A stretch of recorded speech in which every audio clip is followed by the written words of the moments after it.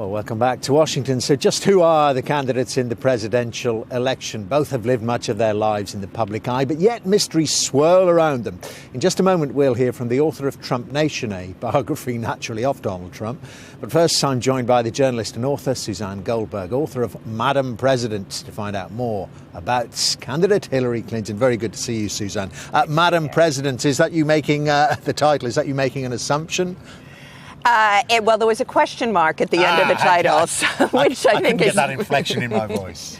Yeah, so I think that is the question. Is America ready to elect a woman to be president? I originally wrote that book in 2008, but 8 years later, it's just as much a big question.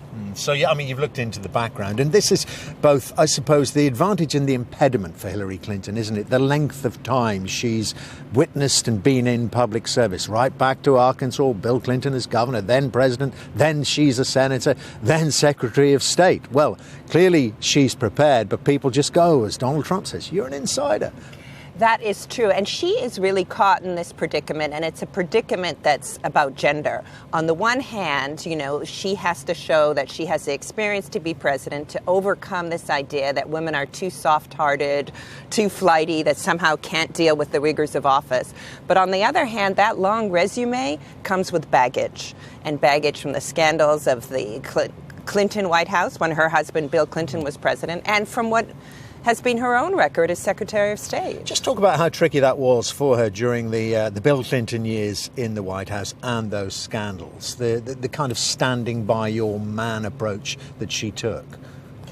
Absolutely. At that time, you know, Hillary Clinton sort of saved her husband's presidency by standing by her man.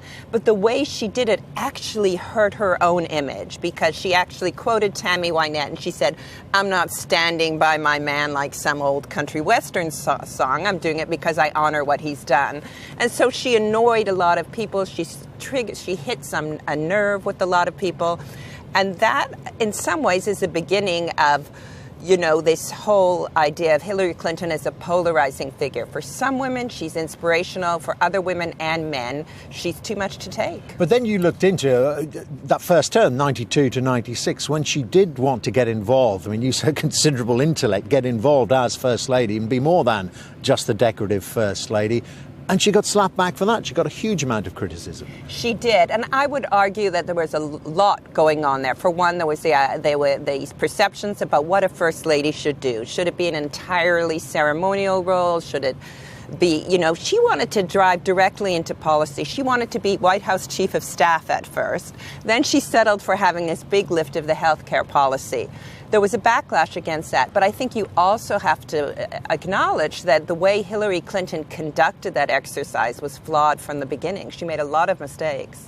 And why do you think, I mean, right, fast forward up to now, why do you think she hasn't been able to get any of that magic that, in a different way, of course, that President Obama, then candidate Obama, was able to do in 2008. I remember being in Boston, where he's from, and people who weren't Democrats saying, we want to vote for this guy. Imagine the United States has its first African-American president. Well, now it's on the cusp. It could have its first female president, but there's none of that buzz going around.